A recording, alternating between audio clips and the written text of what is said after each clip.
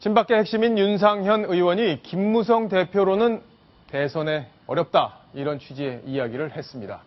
네, 친박 중에도 차기 주작감이 있다 이런 얘기까지 했는데 지금 파장이 커지고 있습니다. 여권 내부에 이 청와대와 교감하에 이루어진 얘기인지 아닌지 이런 논란까지 지금 벌어지고 있는데 관련 소식 자세히 한번 알아보겠습니다. 전상철 차장. 네.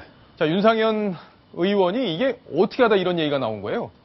일단 한 언론과의 인터뷰에서 주간지와의 인터뷰에서 이제 이런 내용을 얘기를 했는데 일단 내년 총선에 4선이 될 그러니까 지금 3선이란 얘기죠. 예. 4선이 될 친박 의원들 간에 중에 이 차기 대선에 도전할 분들이 있다. 이러면서 영남에도 있고 충청도에도 있다. 이렇게 이제 언론사와의 인터뷰에서 밝히면서 새누리당이 발칵 뒤집혔습니다. 예. 박성원 논설위원. 네.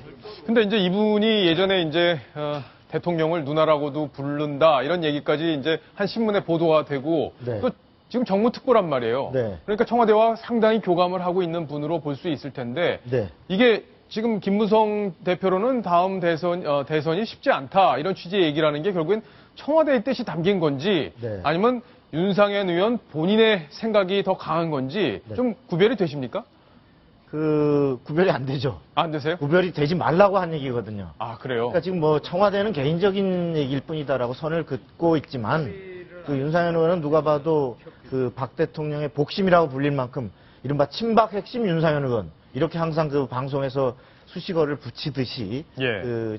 또 직책상으로도 정무특보라고 하는 그 실제로 대통령의 정무적 일에 관여를 하고 있는 상황이기 때문에 저 얘기를 박 대통령의 안 그래도 김무성 대표에 대해서 흔쾌히 여기지 않는 박 대통령의 의중이 담긴 그런 뜻으로 정치권에서는 해석하는 것이 오히려 다수의 시각입니다. 그렇군요. 자, 전 차장. 근데 보면 이 경상도에도 있고 충청도에도 있다. 지금 이런 얘기를 했단 말이에요. 윤상현 네. 의원이. 지금 경상도에 보니까 이런 분들이 있는 것 같아요. 이제 친박으로 분류되는 분이. 네. 충청도에는 이분도 있고 여기 한 분이 더 있죠? 네. 이 한 분이 누군가요? 한 분은 이제 반기문 유엔 사무총장이 친박의 후보로 차기 대선에 나올 수도 있다. 근데 예. 이렇게 이제 에드벌룬을 띄우고 있는 건데 본인의 의사와는 전혀 상관없이 친박계의 희망사항일 것으로 현재로서는 이렇게 관측이 되고 있습니다.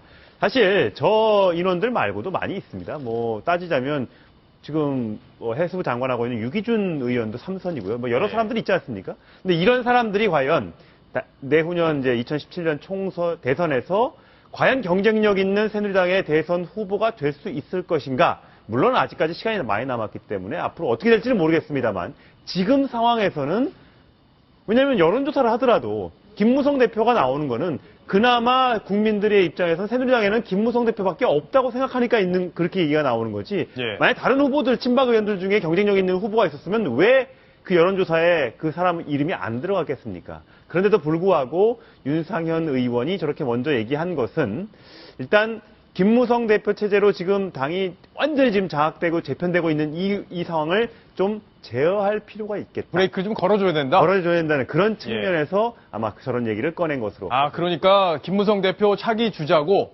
앞으로 유력하다 이렇게 계속 가다 보면 다 거기에 줄 설 테고 그렇습니다. 대통령의 리더십이 잘 서지 않을 수 있고 레임덕이 올 수 있기 때문에 여기서 한번 브레이크를 밟아야 된다 이런 차원의 얘기인데 박성원 논설위원. 네. 아까 저희가 화면에 보여드렸던 그 네 분의 그 차기 주자로서 거론될 수 있는 분들. 네. 현실적으로 이분들이 김무성 대표를 이길 수 있느냐 없느냐 경선에서. 네. 그것도 중요할 것 같은데 네. 어떻게 전망할 수 있을까요? 아니 뭐 사실은 능력으로 보면 훌륭한 분들이지만 어떤 그 당과 당원들과 또 국민 일반에서의 지지도 이런 부분을 따져보면 아직은 글쎄 유능은 한데 과연 그 정도로 성장할 수 있을까? 뭐 과거에 이제 YS가 깜짝 놀랄 후보가 나타나게 될 것이라 해서 이인재 지금 현재 최고위원이죠. 예. 이인재 최고위원을 말하자면 노동부 장관 발탁시키고 경기지사 민선지사 지사 출마시키고 엄청나게 막 쭉쭉 급성장시켜서 했던 시절은 있습니다만 지금은 그때와 같이 대통령이 당에 대해서 권력을 행사할 수 있는 시대가 아니고 예. 그런 상황에서 과연 그 대통령이 설사 저런 것이 의중이 있다 하더라도 과연 그 사이에 저렇게 국민의 당선권에까지 급성장시킬 수 있을까는 아직은 유보적인 태도가 많은 것 같습니다. 아, 유보적이다.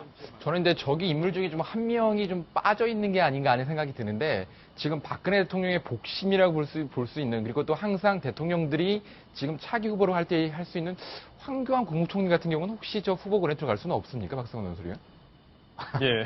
아니, 정말 예정이 없던 질문에 지금 박성원 의원이 당황을 하고 있는데 황교안 총리도 당연히 뭐 황교안 총리도 후보 훌륭한 될 분이죠. 수 있겠죠. 예, 그런데 예. 지금 우리 과거 이제 그 사회과학이라는 건 과거 경험칙을 하나의 그 법칙화하는 건데 지금까지 대선의 우리의 과거 경험을 보면 자 고건 총리 정말 황교안 총리보다 더 훨씬 더 많은 인지도와 이분은 심지어 국회의원 경험도 갖고 있었어요. 예.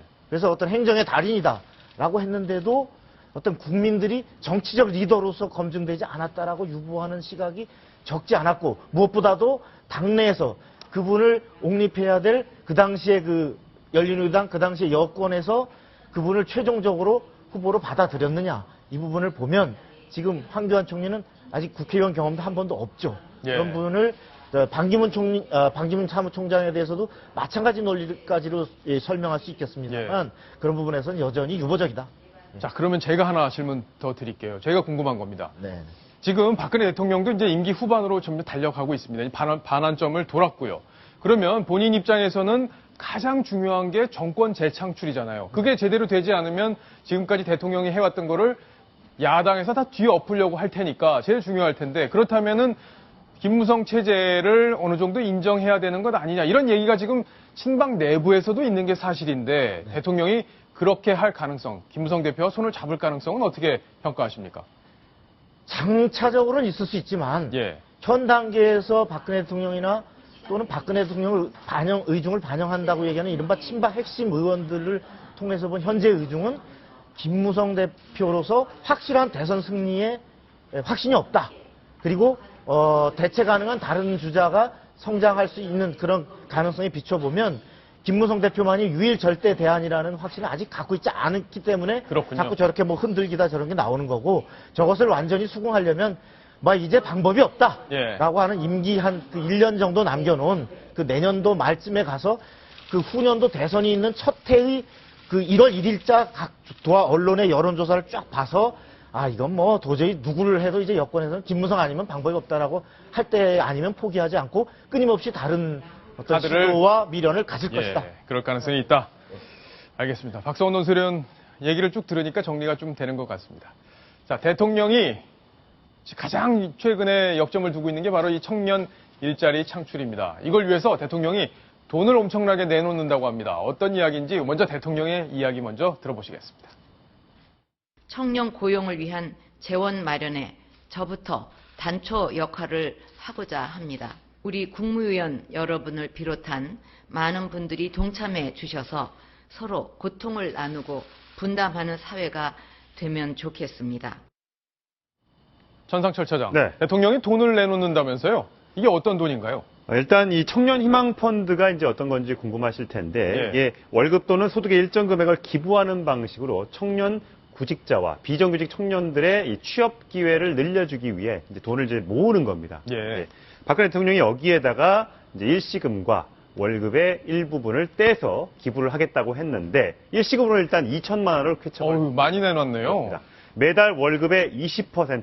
그러니까 박근혜 대통령의 연봉이 2억 정도 조금 넘고요. 월급으로 환산했을 경우에 한 1,700만 원 정도로 계산이 됩니다. 그럼 여기에 20%면 월 342만 원, 새 전 기준으로 이 정도를 그러니까 대통령 재임 기간에 계속해서 납입을 하게 될 경우에는 예. 2천만 원 더해서 한 1억 정도를 기부를 하게 되는 셈이 됩니다. 1억 886만 원 이렇게 지금 추산이 되는 상황인데 근데 이게 펀드라는 이름으로 돼 있기 때문에 이게 뭐 나중에 돌려받고 뭐 이러는 겁니까? 아니면 그냥 기부하고 끝나는 건가요? 일단 기부를 해서 예. 그걸 가지고 이제 청년들에게 대출도 해주고 청년의 일자리도 알아봐주고 여러 가지 청년들을 위한 사업에 쓰겠다는 거고요. 박 대통령뿐만 아니라 다른 국무위원 또 새누리당 의원들도 동참하기로 했기 때문에 펀드 규모는 더욱 커질 것으로 예상이 됩니다. 예. 대통령이 이렇게 20, 30대 일자리 창출을 위해서 노력을 하고 있는데 박성원 논설위원 네. 보면 여론조사 이렇게 대통령 지지율 조사해 보면 20, 30대에서는 그렇게 아직까지도 변화가 없이 네. 그렇게 지지율이 높지 않은 것 같아요. 네. 이건 어떤 현상입니까? 그 대통령이 많은 애를 쓰고 있지만은 그 아직까지 내 자신의 정말 일자리 문제, 경제에 직접적인 효과에 미치는 문제를 근본적으로 대통령이 처방을 내놓진 못하고 있다. 아, 그렇군요. 이런 생각을 갖고 있는 것 같습니다. 예. 지금 저 청년희망 펀드만 해도 사실 돈은 많이 모일 거예요. 대통령이 저렇게 직접 움직이고 장관들이나 여권 그 대표들도 하면은 기업들도 막 참여하겠죠. 그러겠네요. 근데 돈이 많이 모인다는 것과 그것이 청년 일자리 창출에 직접적인 효과를 간다는 것과는 저는 좀 별개의 문제다. 아, 예. 그렇게 해서 과연 저렇게 모으는 돈이 효과적인지 아니면 대통령이 직접 자신의 월급을 동결하거나 삭감하는 데서 이런 것이 효과로 빠져나가서 직접적인 어떤 그러한 그 임금이나 이런 구조, 노동 구조에까지 영향을 미치는 것이 효과적인지 저는 좀 더 신중히 따져봐야 될 필요가 있다고 예, 앞으로 이제 대통령이 올인하다시피 지금 청년 일자리 창출에 지금 신경을 쓰고 있는 상황이기 때문에 추가적인 대책들이 나올 것 같습니다. 우리 청년들 일자리 없어서 지금 부모님들도 참 고민이 많으시거든요. 이 문제가 반드시 이번 박근혜 정부에서 해결이 됐으면 하는 그런 바람이 아주 간절합니다. 자, 이제 다음 소식으로 넘어가겠습니다.